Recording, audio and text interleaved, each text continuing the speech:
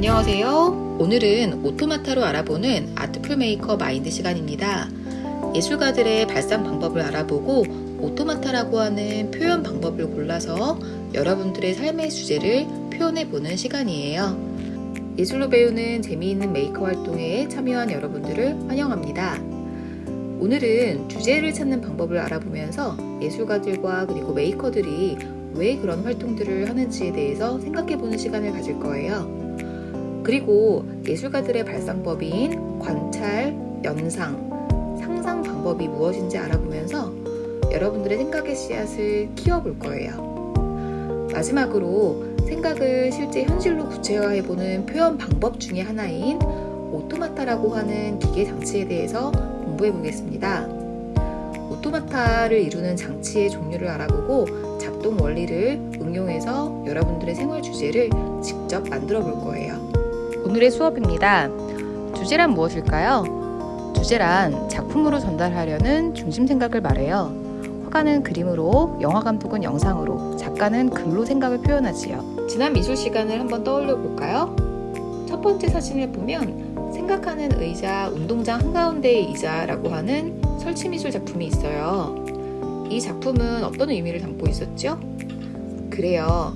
놀다가도 휴식을 취할 수 있는 마음, 잠시 앉아서 친구들의 노는 모습을 보면서 행복해할 수 있는 여유라고 하는 뜻을 갖고 있는 작품이라고 하네요. 두 번째 작품은 역시 여러분들 학생들이 만든 작품인데요.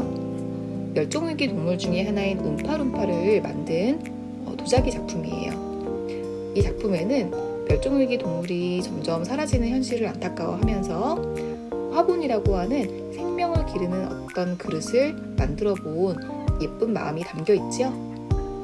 마지막으로는 지난 5월에 여러분들이 했던 미술 활동인데요. 명화 따라하기 활동이에요. 쌍둥이 명화를 만들어 보면서 작품에 사용된 구도와 색상, 형태, 소품 등을 여러분들이 비슷하게 재현해 보았지요. 이렇게 우리가 미술 활동을 하다 보면 가족, 인생, 쉼, 삶, 친구, 감정처럼 여러 가지 주제를 담게 된답니다.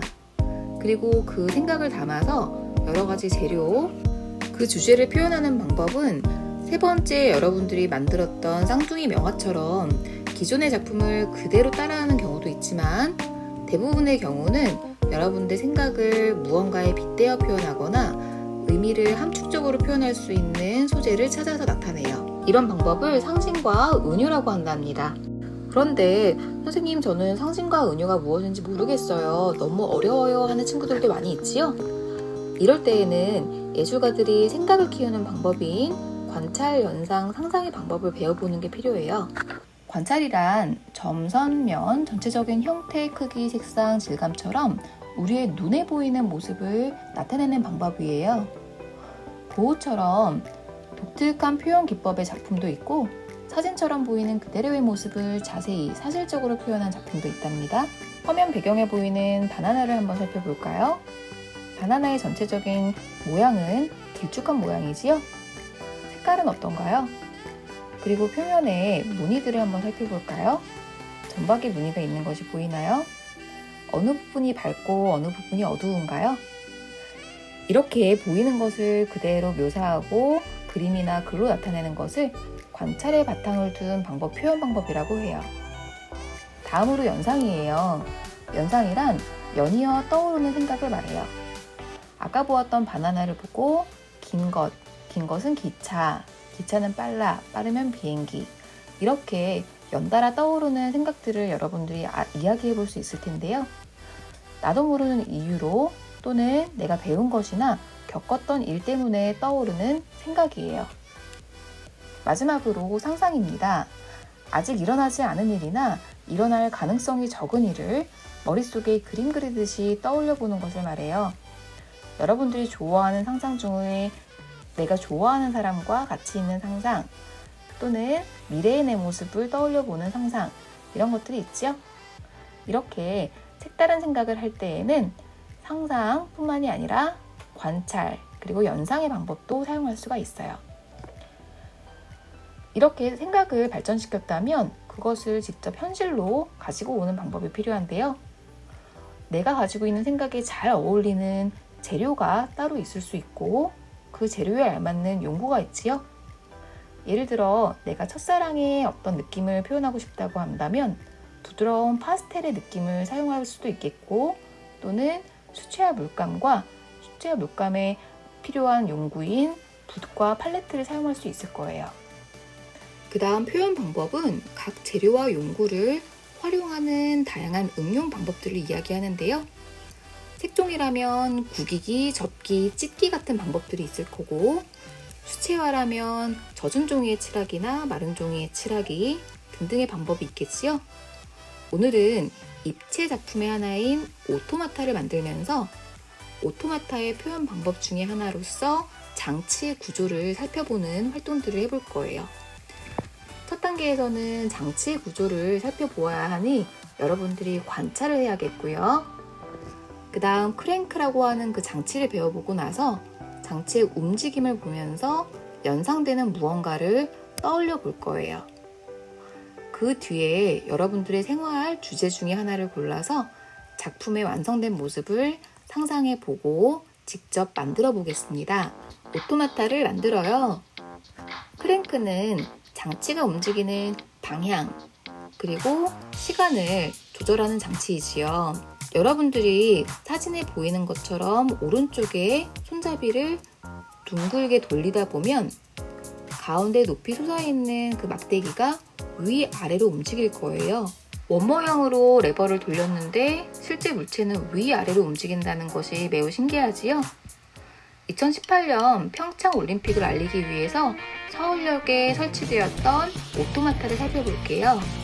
각 종목의 움직임이 어떤 오토마타로 나타내게 되었는지 자세히 살펴보겠습니다.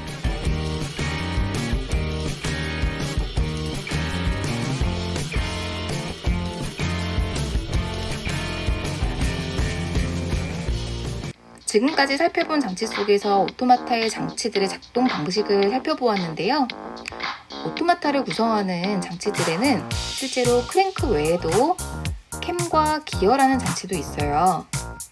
먼저 캠은 회전 운동을 하는 그 축, 그리고 그 축을 접하는 부분의 윤곽을 여러 가지 모양으로 만들어서 그 윤곽을 따라 움직이는 그 도형들을 연결한 장치를 말해요. 그래서 이 캠은 상하, 좌우 여러 가지 방향으로 운동을 만들어낼 수 있기 때문에 크랭크보다 좀 더 다양한 동작들을 만들 수 있는 장치라고 할 수 있지요. 물레방아가 바로 캠에 속하는 장치예요. 크랭크는 원으로 도는 회전 운동을 상하 완복 또는 반대로 왕복 운동을 회전 운동으로 바꿀 수 있는 장치를 말해요. 여러분들이 자전거를 탈 때에 발로 밟는 페달을 어떻게 돌리지요? 그래요. 양쪽으로 원 모양을 그리면서 돌리는데 자전거 바퀴는 실제로 앞으로 움직이지요. 이렇게 운동의 방향을 바꿔서 작동하게 하는 장치가 크랭크입니다. 기어는 톱니가 달린 바퀴를 맞물려서 돌아가게 하는 건데요. 크기가 다른 톱니바퀴들을 여러 개를 맞물려서 돌리면서 회전하는 속도나 힘의 세기를 최종적으로 달라지게끔 만들 수 있는 장치예요.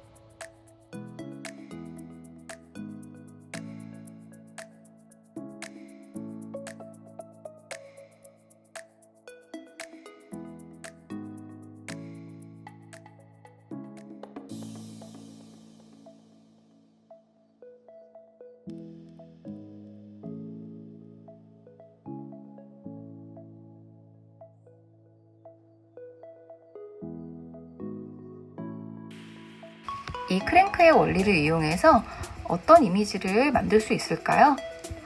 여러분들이 하고 싶은 이야기 중에서 상하 운동으로 나타낼 수 있는 이야기가 있는지 한번 살펴보세요. 상하 운동의 폭을 넓히려면 이 장치의 어느 부분을 어떻게 바꾸면 될까요? 장치의 모습을 살펴보면서 방법을 고민해 볼게요.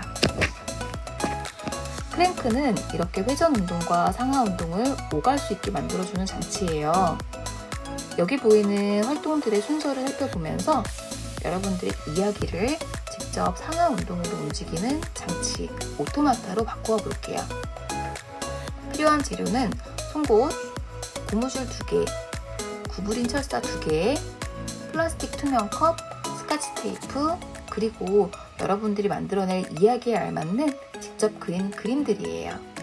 직접 그리기 어려우면 잡지를 오려서 사용해도 좋아요. 첫 번째 단계는 플라스틱 투명 컵에 3개의 구멍을 뚫는 거예요. 컵을 뒤집어 놓은 상태에서 그 바닥면의 중앙을 뚫고 양쪽을 하나씩 뚫어주세요. 그런 뒤에 구부린 철사 2개를 그 구멍을 통해서 통과를 시키는데 이 2개의 철사가 구부린 철사의 중앙 부분에서 서로 맞물려서 연결이 되어야 해요. 화살표가 끝나는 부분을 자세히 살펴보세요. 철사의 끝을 잘 구부려서 그 2개의 철사가 서로 맞물려서 돌아갈 때 헐겁게 빠지지 않도록 한번 끝 부분을 구부려줍니다. 2개의 철사에 연결된 부분들을 잘 구부려서 마무리를 지었다면 그 다음은 고무줄 2개를 이용해서 그 세로 방향으로 상하 움직이는 그런 철사 부분의 양쪽 끝을 마감을 해줍니다. 그래서 위아래로 움직이다가 그 철사가 양옆으로 빠지지 않도록 막아주는 역할을 해주세요.